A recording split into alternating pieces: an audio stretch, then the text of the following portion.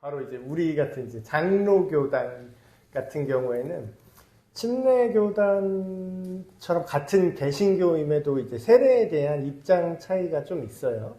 뭐 교회 정치 제도에 대한 차이도 있지만 가장 큰 차이라고 보면은 세례 의식에 대한 그런 차이가 있는데, 침례교단에서는 하지 않는 거를 이제 저희 장로교단에서는 하는 게 있어요. 그게 뭐냐면 유아 세례라는 겁니다. 이제 태어난 지 한 1년 안쪽으로 첫 돌까지 하는 데도 있고, 2살부터는 좀 못 주는 것 같아요. 1년 안에 이제 세례를 주는 유아 세례를 하는데, 이제 이거를 좀 비판하시는 분들은 이게 로마 카톨릭, 그러니까 천주교의 영세에서 온 거 아니냐, 그 영세. 근데 이제 카톨릭이 그렇게 갓 태어난 어린아이에게 세례를 주는 이유가, 거기서는 이제 그 의식 자체에 구원하는 능력이 있다.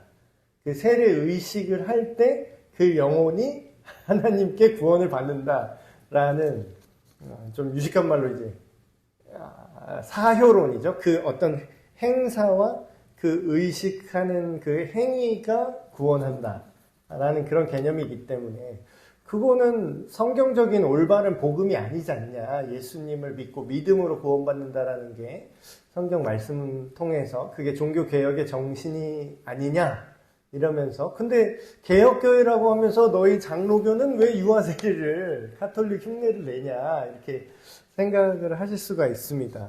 그래서 개신교에서 개혁된 교회임에도 불구하고 유아세례 제도를 유지하는 몇몇 교단들이 있죠. 장로교도 그런데.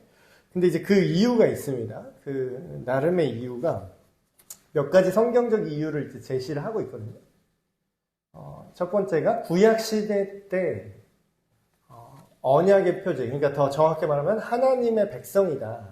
이 어린아이라고 할지라도 하나님의 백성으로서 정체성을 그 할례라는 하나님의 약속, 이것도 어떤 일종의 의식이죠. 지금으로 말하면 포경수술 같은 건데, 그 당시에는 뭐 익숙하지 않았던, 고대 사회에서는 말도 안 되는 행동이었어요, 이게. 근데 이게 하나님과 이스라엘과의 그런 언약 백성으로서 독특한 그런 의식이었죠. 근데 이런 게 있지 않았냐. 구약시대 때도 하나님의 백성과 약속을 맺는 어떤 의식이, 의례로서 할례가 있었기 때문에 이게 세례로 연결됐다라는 주장을 이제 할 수가 있습니다. 근데 이제 그거에 대한 반론도 이따가 제가 또 말씀을 드릴 텐데, 그래서 연속적으로 얘기를 하는 게, 세례는 곧 구약시대의 할례와 유사하다 이렇게 이제 주장을 하는 학자들이 있어요. 그래서 그 근거로 제시하는 게 3페이지에 골로새서 2장 11절 말씀, 또 그 안에서 너희가 손으로 하지 아니한 할례. 그러니까 여기서 중요한 거는 의식이 아니라는 거를 지금 강조를 하고 있습니다. 손으로 한 게 아닌 할례는 뭐냐? 믿음이라는 거죠. 믿음. 곧 육신의 몸을 벗는 것이요 그리스도의 할례니라. 그러니까 할례라는 행동을 상징적으로 사용하는데, 너희가 세례로 그리스도와 함께 장사되고, 지난 시간에 제가 말씀드렸죠. 물 속에 잠길 때 죽음을 상징하고, 물 밖으로 나올 때 예수님의 부활을 상징한다. 예수님과 함께 이제 내가 새로운 존재로 다시 살아나는 걸 상징하는 그런 침술의 양식이라고 말씀드렸었고, 그래서 그리스도와 함께 장사되고, 또 죽은 자들 가운데서 그를 일으키신 하나님의 능력을 믿음으로 인해서 그 안에서 함께 일으키심을 받았다. 이렇게 골로새서 말씀에 나오니까, 이 말씀을 근거로 그래, 할례의 의미를 세례가 대체했다. 이렇게 해석을 하는 분들도 있죠. 근데 일견 그런 부분이 있을 수 있죠. 마음의 의식으로 하는 게 아니라 어떤 마음의 믿는 믿음의 확증으로서 세례를 지금 얘기하고 있는 거니까. 그래서 이 논리가 어떻게 나오냐면, 그러면 근데 그 당시 구약시대 할례는 애가 율법을 알든 모르든 태어난 지 8일 만에 무조건 시행을 했다. 그러니까 세례도 구약의 할례의 어떤 대체나 연장선이다. 아니면 완성이다. 더 완벽한 어떤 후속 버전이다. 이렇게 생각을 한다고 했을 때 유아 세례도 가능하지 않냐? 이제 이런 주장을 하는 거죠. 그리고 또 다른 주장은 믿을 때에 바울이 이제 복음을 전하다가 어떤 한 가정에 들어가서 가족들 구성원 전체 앞에서 복음을 전하는 장면이 나옵니다. 근데 거기서 루디아의 가족이 온 가족 그리고 그 바울을 가둬놨던 그 간수네 집에 있었던 가족들도 성경에 뭐라고 나오면 온 가정이 세례를 받았다 이렇게 나와요. 그러면 이거를 이제 이렇게 해석하면서 그거면 그 가정 안에 어린애도 있지 않았을 거냐. 그 당시에는 이제 대가족처럼 이렇게 다 살기 때문에 분명히 어린아이도 있었을 거다 이렇게 추측을 해서 그러면 그 가정이 함께 세례를 받았다는 신약 성경에 지금 고증이 있는 거 아니냐 이렇게 이제 해석을 하는 경우가 있죠. 근데 이제 그에 대한 반론들도 반대 의견도 만만치 않습니다. 반론을 몇 개 말씀드리면 첫 번째 그 할례, 구약의 할례와 비슷해서 이거를 그 의미로 사용할 수 있다라는 건데 구약의 그 할례는 언약 공동체라고 하죠. 그러니까 하나님이랑 우리가 하나님의 백성으로서 약속을 했다라는 거예요. 그 약속이 아브라함한테 하신 약속이 우리한테도 연속적으로 이어진다는데 그 증거로 그 약속의 증표 같은 거죠. 그걸로 할례라는 어떤 지금으로 쉽게 말하면 그런 거예요. 뭐 어떤 막 그런 아무나 들어갈 수 있는 데가 아니라 예를 들면 VIP 클럽 같은 게 있다고 합시다. 그러니까 어떤 사회 단체예요. 어떤 특정한 목적을 가지고 설립된 어떤 단체인데 그 조직이 있어요. 근데 거기 들어갈 때 아무나 받는 게 아니라 어떤 조건이 만족되면은 그 VIP 클럽, 그게 어떤 성격의 목적인지는 다르지만 특별한 사람들만 그 안에 들어갈 수 있는 이제 공동체, 단체 그런 게 있을 수 있잖아요. 근데 그런 입회 조건이라는 게 있습니다. 뭐 예를 들면은 뭐 연봉 얼마 이상, 뭐 사회적 지위가 있어야 되고, 뭐 뭘 했었어야 되고, 뭐 학력은 얼마 이상의 막 이런 조건들이 있는 그런 클럽들이 있잖아요. 오늘날에도. 그런 사교 클럽이라고 할까요? 그런데도 어떤 입회할 수 있는 조건이 있죠. 이 조건이 만족돼야 이 공동체, 우리 클럽에, 우리 구성원 모임에 들어올 수 있습니다. 라는 이제 그런 조건이 있다는 거예요. 구체적인, 외적인.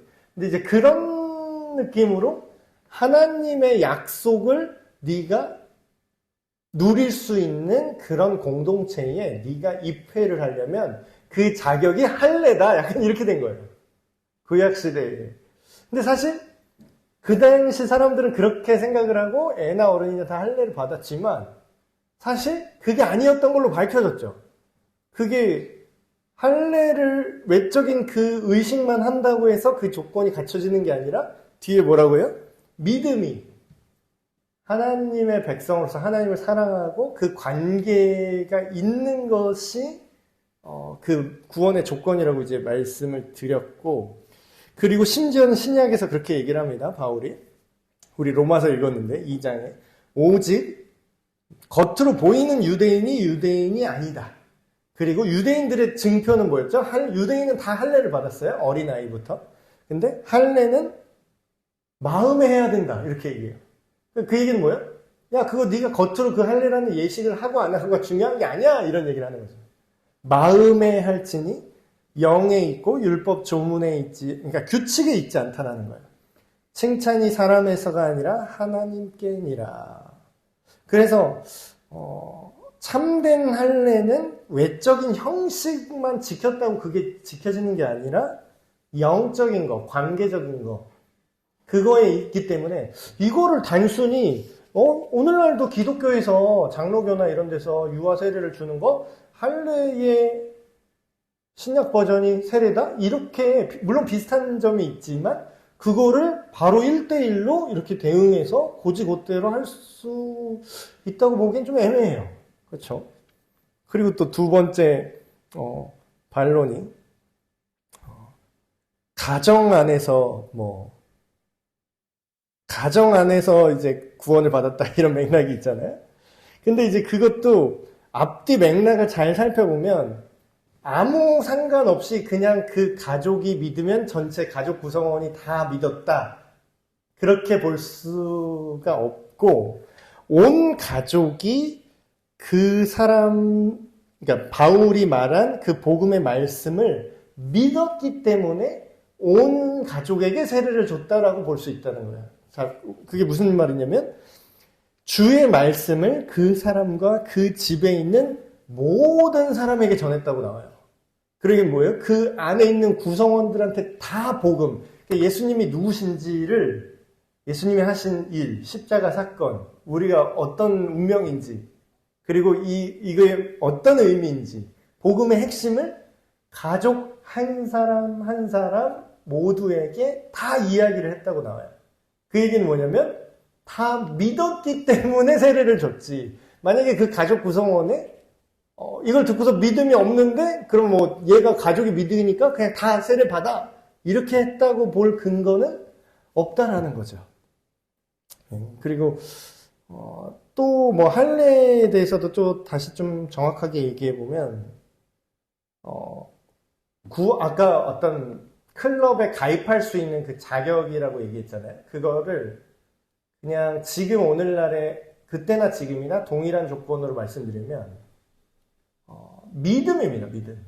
그러니까 세례라는 의식을 지금 우리가 치러도요. 구약시대랑 마찬가지로 구약시대도 할례라는 의식을 받아도요. 하나님과의 살아있는 믿음이 없으면 어차피 멤버십이 아닌 거예요. 이거를 이제 우리가 현대에도 구분을 하셔야 되는 게 겉으로 보기에 교회의 일원이 되는 것. 예를 들어서 우리 에베네셀 교회 정식 교인 뭐라고 할까요? 정관에 나온 정회원 그리고 뭐 투표권이 있고 의결권이 있는 그런 존재 정회원이라고 말하는 그 존재가 되는 거는 세례 교인이라고 말합니다. 그 얘기는 뭐냐면 세례를 받은 사람에 한정해서 정식 교인이 된다는 얘기예요. 근데 다른 교회에서 세례를 받으셔서 이첩하신 분도 해당하지만 그래서 그거를 행정적으로만 생각하면 어때요? 세례를 받아야 정식 교인이 되는구나 이렇게 생각을 하죠. 근데 그럼 겉보기에 세례를 받아서 정식 교인은 될 수 있어요?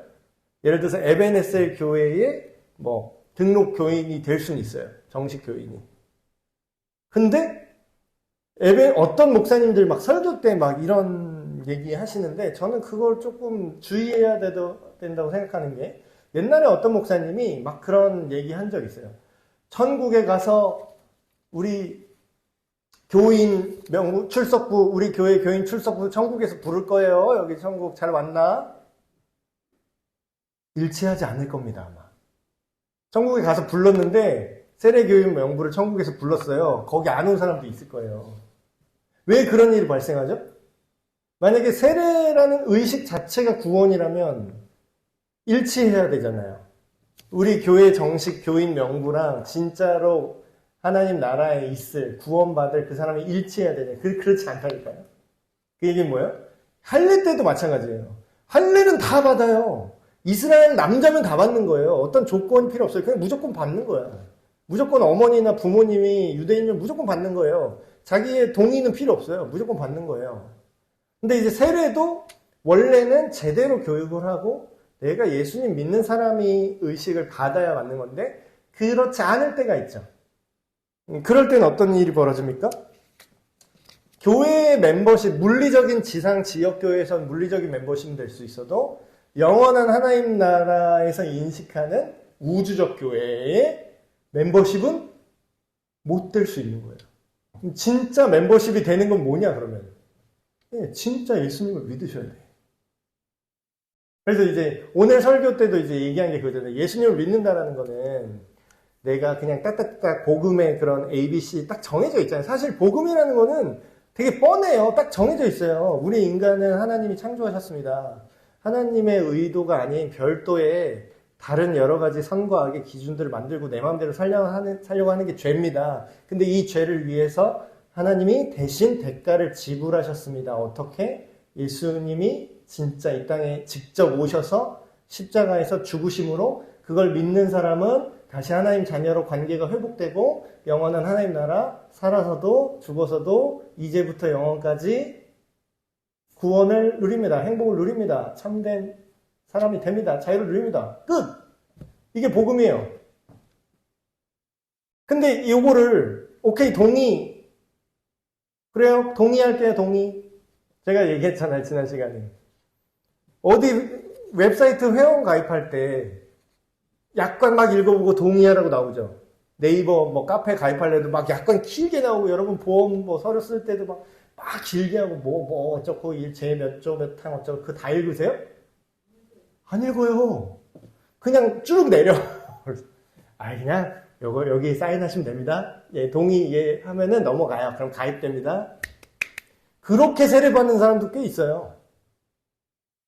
그나마 이걸 또 예수님이 아까 제가 얘기했던 복음의 어떤 핵심적인 뼈대를 그나마 뭔지 알기라도 하면 다행이지.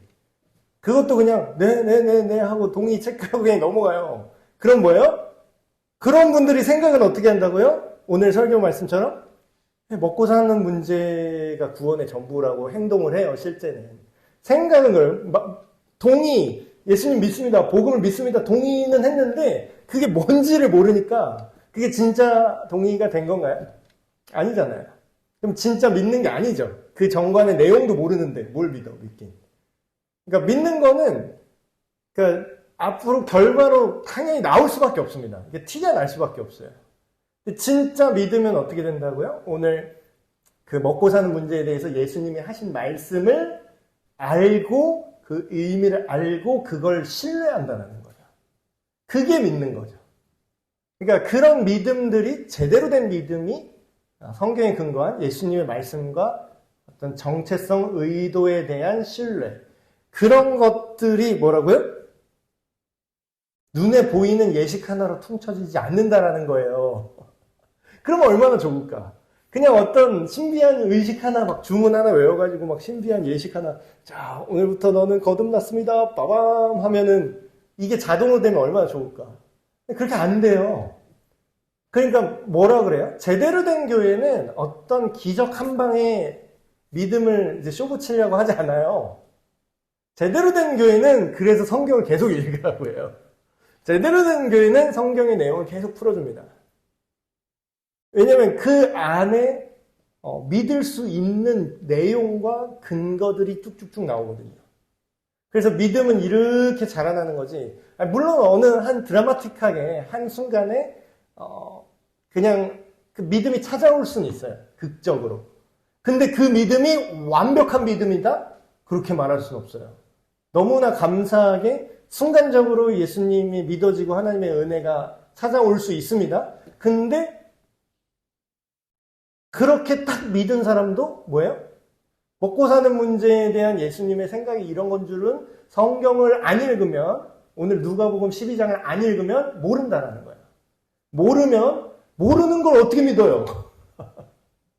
모르는 걸 어떻게 믿어? 그러니까 이제 우리 이제 개신교가 지금 회개하고 계속 돌이켜 회복해야 될 부분이 뭐냐면 그냥 다 믿는데 그냥 묻지도 않고 따지지도 않고 모르는데 그냥 믿어요. 아무튼 믿을게요. 믿어야 구원받는다니까 아무튼 믿는데 아무튼 믿겠다는 거는 안 믿는 거예요.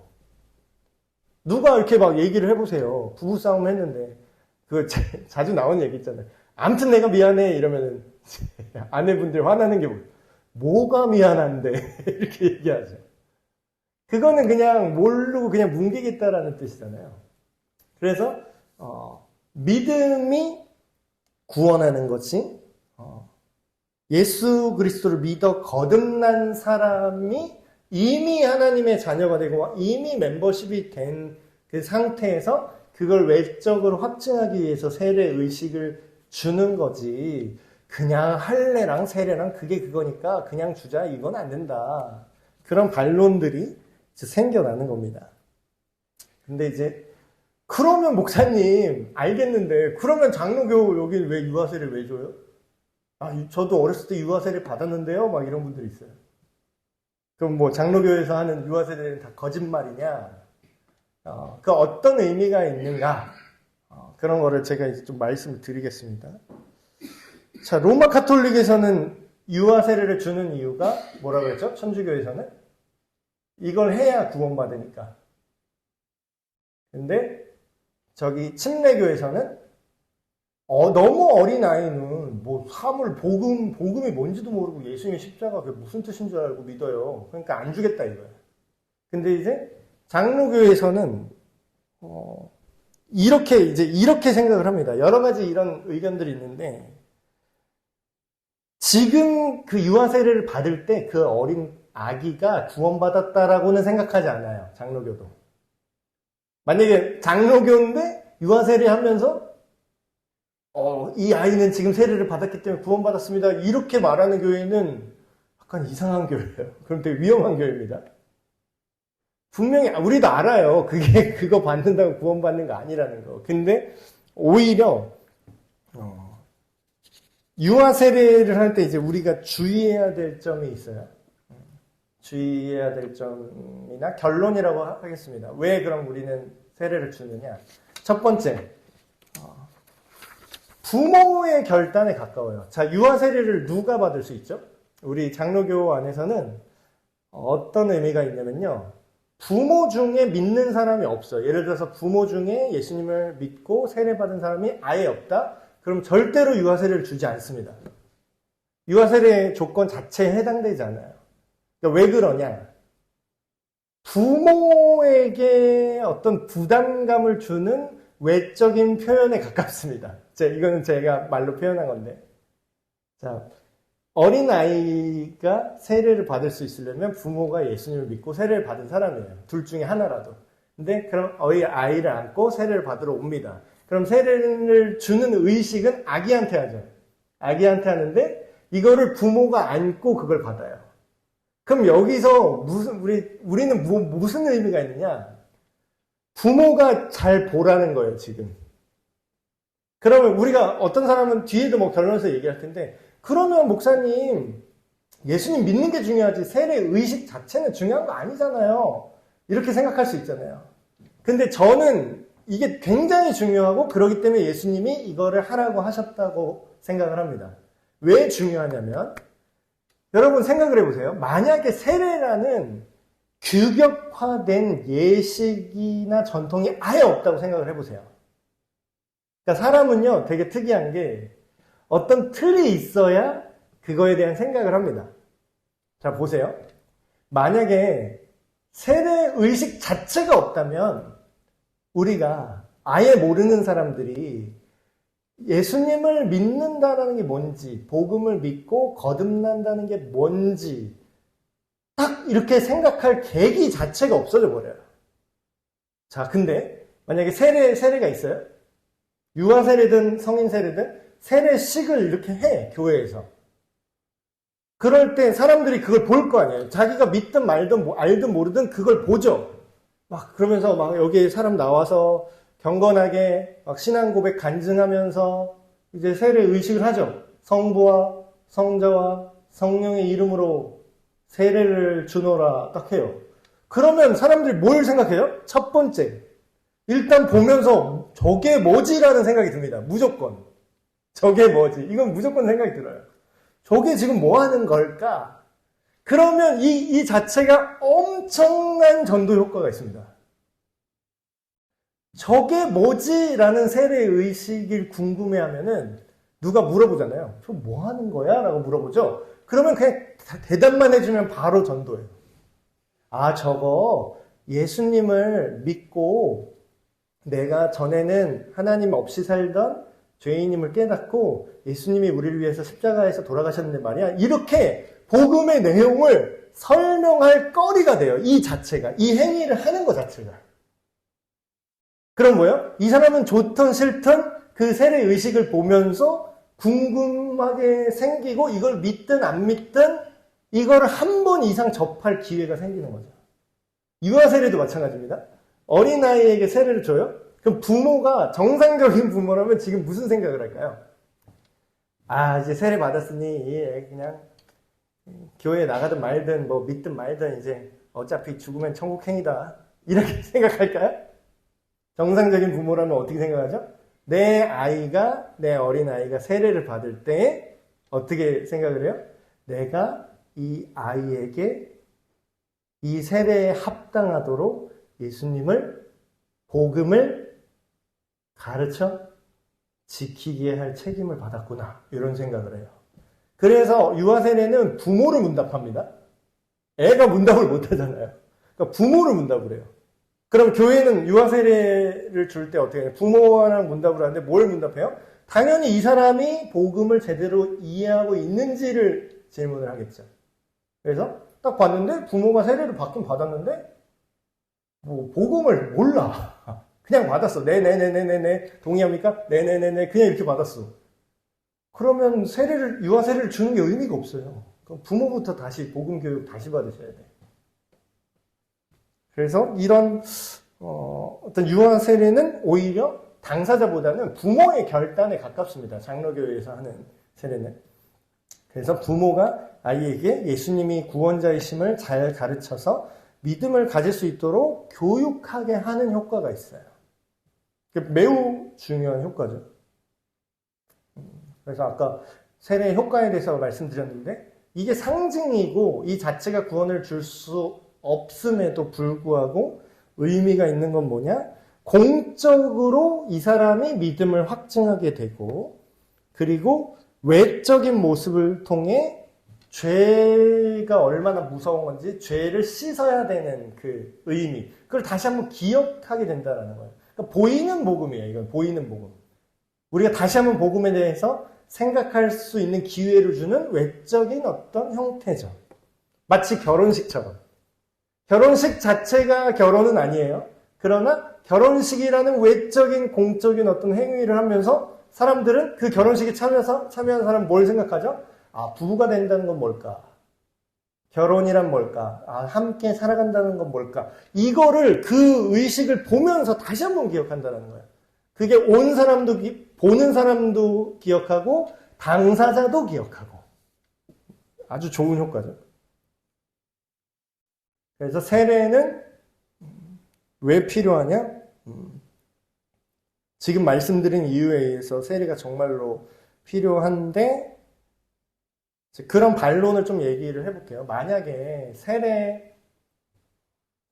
세례를 받아야만 구원받는, 세례 의식을 받아야만 구원받는다고 믿는 그런 몇몇 이제 기독교인들이 있습니다.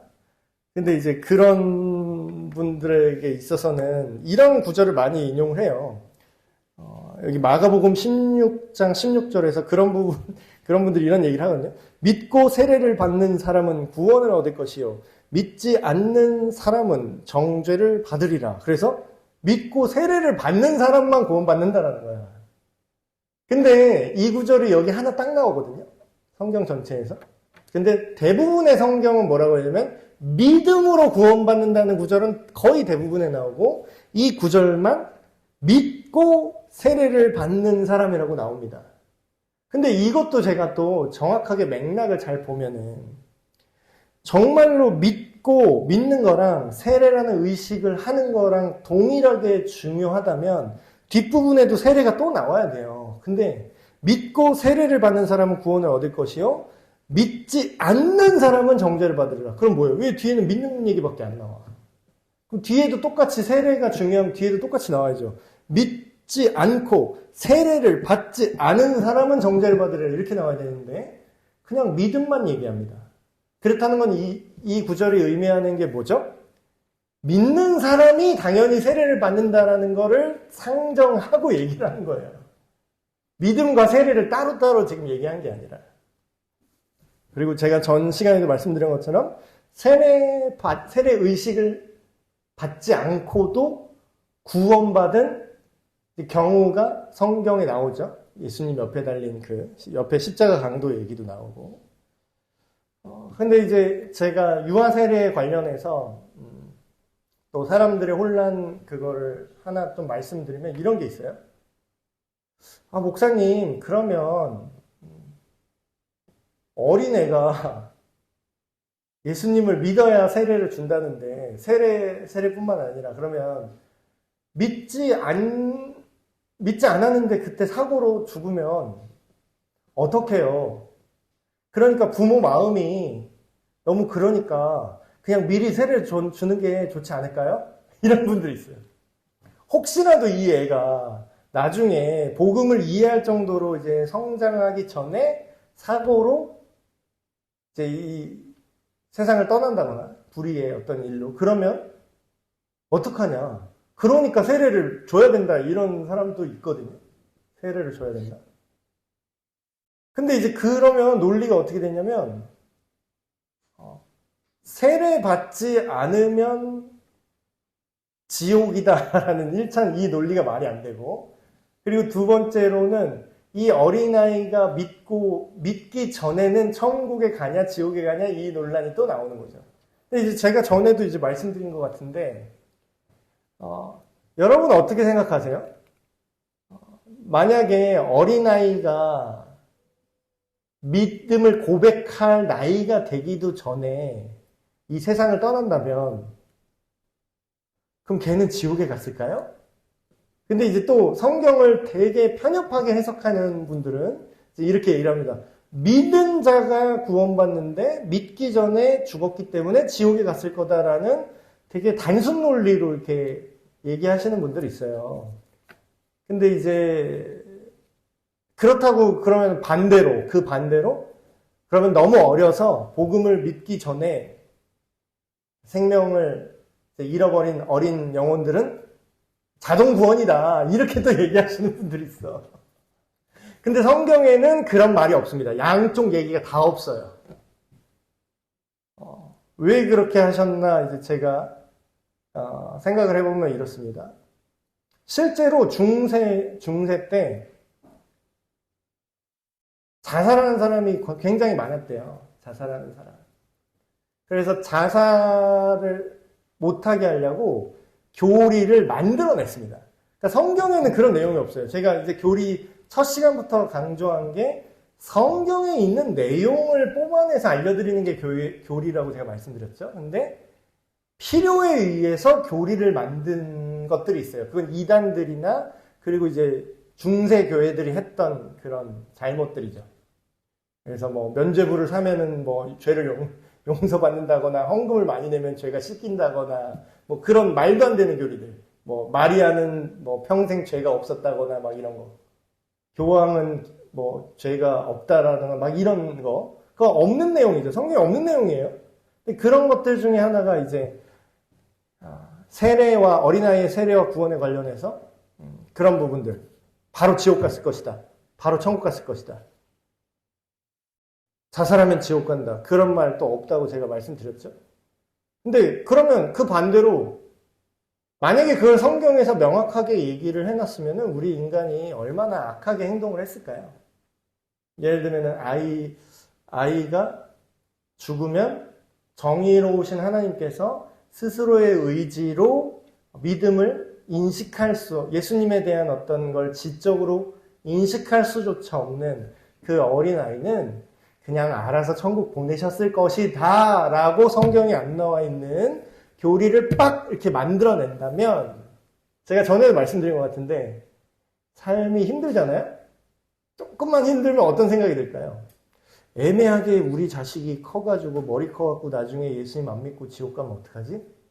그런 생각 들지 않을까? 그러면 이상한 부모는 그런 생각을 할 수 있을 것 같아요. 그러니까 자살 문제랑 비슷한 거예요.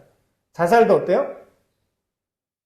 내가 더 애매하게 더 오래 살다가 괜히 핍박받고 예수님 부인하기 전에 지금 믿을 때 빨리 죽자. 뭐예요? 그 잘못된 교리, 성경에 나와 있지 않은 교리를 확정함으로 인해서 어린아이 영아 살해와 자살이 권장될 수 있는 이상한 사회 현상이 생길 수가 있다는 거예요. 그래서 성경은 그 부분에 대해서 명확하게 얘기를 안 합니다. 근데 명확하지 않아도 우리는 이제 올바른 믿음을 갖고 있는 사람은 이제 갈 방향은 보이죠. 그게 어린아이가 죽을까봐 미리 세례를 줘야 된다? 그거는 맞지 않다라는 걸 우리는 큰 방향성을 통해서 알고 있어요. 그래서 지금 이 얘기를 확장하면 그럼 목사님, 어린아이 지금 여러 가지 문제가 되는데 세례는 그럼 몇 살 때 줘야 되나요? 이런 얘기를 합니다. 그 교회법에 그 세례 받을 수 있는 나이가 만 14세인가 13세로 돼 있어요. 그러니까 유아 세례 시기를 넘어서면 그 후에 세례를 받으려면 만 14세, 중1, 중2 정도의 세례를 받을 수 있게 되어 있습니다. 근데 저는 교회법은 이렇게 되어 있는데 지금 이것도 바꾸자라는 움직임이 있어요. 그래서 차라리 더 낮추자 연령을. 요즘 애들이 뭐 중학생 돼야 정신이 있는 게 아니라 초등학생도 다 생각할 수 있다. 더 낮춰야 된다. 뭐 이런 얘기가 있는데 오늘 이 교환에 기록된 내용이 사실 더 정확한 얘기라고 할 수 있습니다. 세례를 언제 줘야 될 것 같으세요, 여러분? 그 나이 때까지 기다렸다가 세례를 줄까요? 근데 저는 이런 얘기를 하고 싶습니다. 아까 제가 얘기했잖아요. 세례를 받는 게, 세례 의식을 받는 게 중요한 게 아니라 뭐가 더 중요하다고요? 예수님을 믿는 게 중요한 거예요. 복음을 깨닫는 거, 복음을 믿는 게 중요하고, 복음을 신뢰하고, 그것에 내 삶을 맡겨서 내 삶이 존재가 변화되는 게 중요한 거잖아요. 그쵸? 근데 그거를 우리 애가 그러면은 세례를 몇 살 때 받아야 될까요? 이 고민이 왜 필요하냐면 세례라는 의식을 몇 살 때 받느냐 이거를 고민하게 하면은 어떤 걸 부모가 생각할까요? 세례를 받으려면 어떻게 해야지? 이걸 분명히 생각합니다. 근데 오늘 우리가 올바로 배웠잖아요. 세례 의식을 받는 게 중요한 게 아니라 세례를 받으려면 어떤 사람이 세례를 받는다고요? 복음을 믿고 예수님을 믿는 사람이 세례를 받는 거예요. 그러면 세례를 어떤 나이 때 주는 게 중요합니까? 아니면 부모가 이 아이에게 복음을 알아들을 수 있게 전달하는 게 중요합니까? 네. 그러니까 뭐예요? 우리가 세례를 받을 나이를 고민해야 되는 이유는 뭐예요? 세례 의식 자체가 중요한 게 아니에요. 부모가 그러니까 유아세례랑 또 비슷한 거죠. 유아세례 시기를 놓쳤어. 그래. 그럼 교회법상 14살까지 기다려야 되나? 그럼 14살까지 여러분 아이한테 복음 안 전할래요? 예수님이 어떤 분인지 설명 안 해줄 거예요? 11살 될 때까지? 그거 아니잖아요. 알아들을 수 있는 언어로 초등학생이라도 할지라도 그때 하나님이 우리한테 생명을 어떻게 주셨는지 이게 내 인생이 내게 아니라 하나님께서 이끌어 가시는 거를 어린아이 수준으로 충분히 설명할 수 있습니다. 그럼 뭐예요? 만약에 부모가 여기서 이제 교환에서도 제안하는 게 그런 거죠. 부모가 자기 자녀의 영적인 성숙도를 살펴볼 수 있어요. 가장 가까운 자리에서. 근데 또 부모만 결정하는 게 아니라 뭐예요?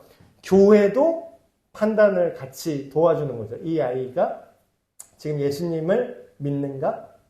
예수님에 대한 어떤 기본적인 구원의 확신과 구원이 뭔지, 복음이 뭔지, 예수님의 십자가 사건이 어떤 의미인지, 그게 너랑 무슨 상관인지 요거를 이해하고 있는가? 이거를 부모와 교회가 함께 가르치고 함께 알아봐서 어때요? 얘가 예수님 믿는다 안 믿는다는 부모와 교회가 알아볼 수 있는 거죠. 그럼 뭐예요? 믿음이 생겼으면 세례는 나이가 중요한 게 아니에요. 믿느냐 안 믿느냐. 나이가 많아도 믿음이 없으면은 세례는 소용없고요. 나이가 생각보다 어린데 뭐 4, 5살, 6살 됐는데 막 물론 이제 지혜롭게 깊이 있는 그런 막 복음의 어떤 디테일을 다 알 수는 없지만 정말 아이 수준에서 간단하게 예수님이 우리를 위해서 십자가에 달리셔서 우리를 용서하는 길을 여셨구나. 내가 예수님 아니면 하나님과 화해할 수가 없구나. 예수님 너무 감사합니다. 고맙습니다. 내가 예수님을 받아들일게요. 예수님 사랑해요. 이런 수준으로 애기들이 그렇게 한다면 나이가 한 자리 수더라도 세례 줄 수 있다고 봐요. 저는. 그래서 최근 그런 교회법 움직임에도 세례 연령을 좀 연령으로 제한하는 게 아니라 믿음의 그 내용으로 이제 그걸 바꿔야 된다. 그런 움직임이 있는데 그래서 연령이 좀 다른 교단 같은 거는 좀 연령이 내려가는 교단도 있고 그렇습니다. 그래서 오늘 세례에 대해서 좀 구체적으로 좀 깊이 있게 여러 가지 측면으로 얘기를 해봤어요. 그래서 저는 이 세례라는 예식이 있음으로 인해서 우리가 적어도 복음에 대해서 내가 정말 구원받았는가, 아니면 나의 구원만 얘기하는 게 아니라 우리 가족과 이 세상이 정말 죄로부터 자유를 누리고 있는가, 이거를 계속 그걸 생각했으면 좋겠어요. 마치 내 결혼식은 한 번만 하지만 이 주변의 지인들 결혼식에 이렇게 가면서 결혼이라는 제도 안에서 그런 두 남녀가 한 가정을 이루어서 살아가는 그 삶의 자세에 대해서 계속 생각하게 되잖아요. 내 자녀의 결혼식, 내 친구의 결혼식, 그런 식으로 이제 계속 이렇게 그 예식이 있음으로 인해서 우리가 그걸 생각하고 기억하고 그 삶을 살아가게 되는 효과가 분명히 있습니다. 그래서 예수님께서 우리에게 세례를 주고, 믿는 자에게 세례를 주고 땅끝까지 내 증인이 되라 라고 하신 그 말씀을 우리가 잊지 않고, 어떤 세례에 대해서 왜곡되지 않게 성경이 말하는 그대로, 또한 성경이 정확하게 제한하고 있지 않는다면 그 안에서 건강한 다양성을 인정할 수 있는 우리가 되셨으면 좋겠습니다. 기도하고 마치겠습니다. 하나님 아버지, 2주에 걸쳐서 세례에 대해서 성경 안에서 여러 가지 모습을 살펴보았습니다. 또한 우리가 살아가는 세상 속에서 여러 가지 인식들이 있고 여러 가지 해석들이 있음을 보았습니다. 그러나 우리가 좌로나 우로나 치우치지 않게 하시고 예수님이 우리를 구원하신 그 복음의 본질과 핵심을 우리의 자녀들과 우리 자신과 또한 우리가 만나는 모든 사람들에게 증언할 수 있도록, 또한 그들이 사람들 앞에서 공적으로, 공식적으로 자기의 믿음과 신앙을 고백하는 결단으로 세례를 받을 수 있도록 우리의 삶과 우리 주변의 모두의 삶을 붙들어 주시고 인도하여 주시옵소서. 우리 주 예수 그리스도의 이름으로 기도합니다. 아멘. 네, 마쳤습니다.